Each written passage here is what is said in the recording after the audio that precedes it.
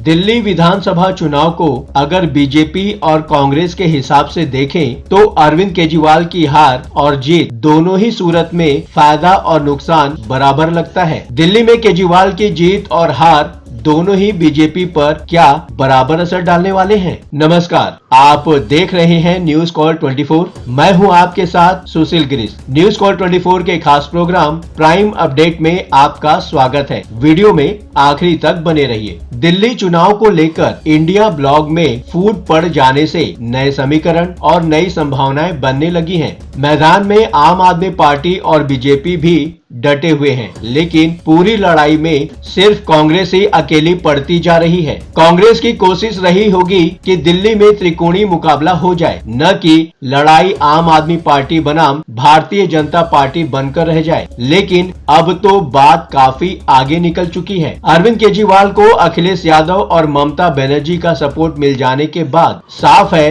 कांग्रेस कमजोर पड़ेगी और मुकाबले में पिछड़ भी सकती है। दिल्ली में वोट शेयर काफी कम हो जाने की वजह से कांग्रेस की दावेदारी तो वैसे भी काफी कमजोर महसूस हो रही थी, लेकिन तत्परता देखकर लग रहा है कि कांग्रेस पिछले चुनाव के मुकाबले ज्यादा गंभीर है। 2015 के चुनाव में कांग्रेस वोट शेयर 9.65% था और 2020 तक आते आते 4.26 पर पहुंच गया था। हाँ, लोकसभा चुनाव में 18.91% जरूर दर्ज किया गया है, लेकिन विधानसभा चुनाव में ऐसा कोई चमत्कार दिखेगा लगता तो नहीं है। दिल्ली चुनाव को लेकर कांग्रेस नेता पहले ही खासे एक्टिव और आक्रामक देखे जा रहे हैं, लेकिन इंडिया ब्लॉक में फूट पड़ जाना कांग्रेस के लिए भारी पड़ता जा रहा है। देखा जाए तो जो कुछ भी चल रहा है बीजेपी का पक्ष मजबूत हो रहा है, लेकिन ऐसा भी नहीं है कि दिल्ली चुनाव में आम आदमी पार्टी को शिकस्त देकर सिर्फ फायदे में ही रहेगी। कई सारे नुकसान भी हो सकते हैं। इस वीडियो में आगे बढ़ने से पहले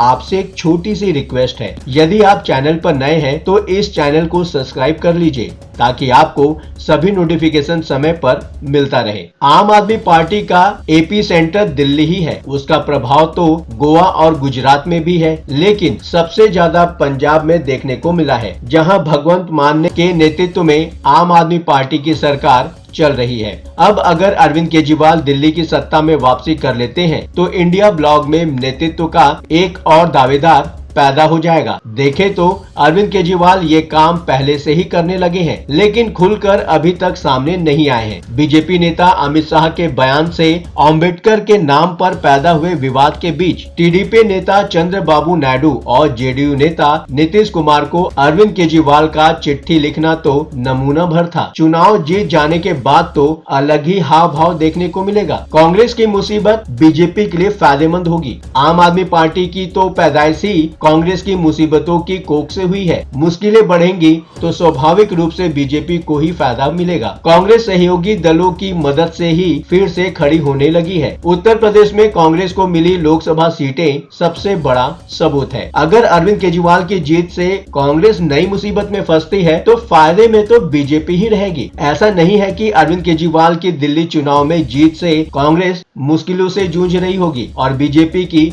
बल्ले बल्ले होगी। आम आदमी पार्टी की जीत से बीजेपी को राष्ट्रीय स्तर पर कई नई चुनौतियां मिलेंगी। अरविंद केजरीवाल कांग्रेस के मुकाबले बीजेपी के लिए कमजोर दुश्मन है, लेकिन खतरनाक कहीं ज्यादा है। अरविंद केजरीवाल बीजेपी के हिंदुत्व के एजेंडे में भी घुसपैठ कर चुके हैं। दिल्ली के बुजुर्गों के लिए अयोध्या दर्शन प्रोग्राम तो पहले से ही चल रहा था। पुजारी ग्रंथि योजना का नमूना भी सामने आने लगा है। आम आदमी पार्टी की सनातन सेवा समिति के बीजेपी मंदिर प्रकोष्ठ के करीब 100 सदस्यों का शामिल होना तो यही बता रहा है। केजरीवाल हारे तो बीजेपी को दिल्ली में सत्ता मिलेगी। अगर केजरीवाल की आम आदमी पार्टी हार जाती है तो बीजेपी का एक और मुख्यमंत्री बन जाएगा, एक और राज्य में बीजेपी की सरकार बन जाएगी। ऐसा हुआ तो बीजेपी को आम आदमी पार्टी से मिल रही चुनौतियां थोड़ी कम होंगी और लोकसभा चुनाव में मिले झटके से पूरी तरह उबर जाएगी। हरियाणा और महाराष्ट्र के बाद दिल्ली में जीत की हैट्रिक बनती है तो देश की राजनीति पर पहले की तरह प्रभाव कायम हो जाएगा। केजरीवाल की जीत से विपक्ष कमजोर होगा,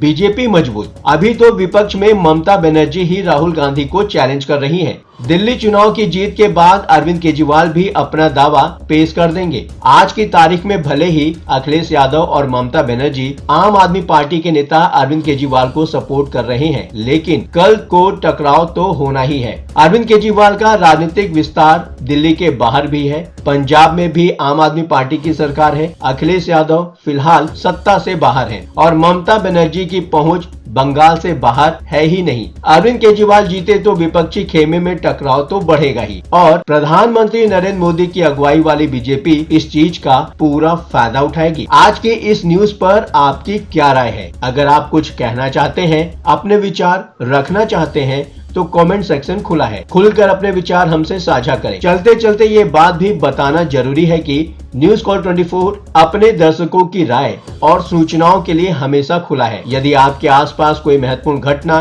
दुर्घटना, भ्रष्टाचार, प्रेरक प्रसंग, वृत्तांत, सामाजिक मुद्दा या अन्य कोई मामला सामने आए तो कृपया उसे हमारे साथ साझा करें। हम आपकी गोपनीयता की पूर्ण सुरक्षा का आश्वासन देते हैं। आपके योगदान से हम बेहतर और सारगर्भित समाचार प्रदान करने में सक्षम होंगे। ये प्लेटफॉर्म है जनता का, आपका, आपकी आवाज को बुलंद करने का। अब आपकी बात नहीं रहेगी अनसुनी। आपके विचार, आपके सुझाव हमारे लिए मायने रखते हैं। अभी तक आपने इस चैनल को सब्सक्राइब नहीं किया है तो देर किस बात की? चैनल को अभी सब्सक्राइब करें। आपका चैनल को सब्सक्राइब करना, वीडियो को लाइक करके कमेंट करना हमारे प्रयासों को प्रोत्साहन देता है। आज के लिए बस इतना ही। लगातार खबरों के लिए बने रहिए न्यूज कॉल 24 के साथ।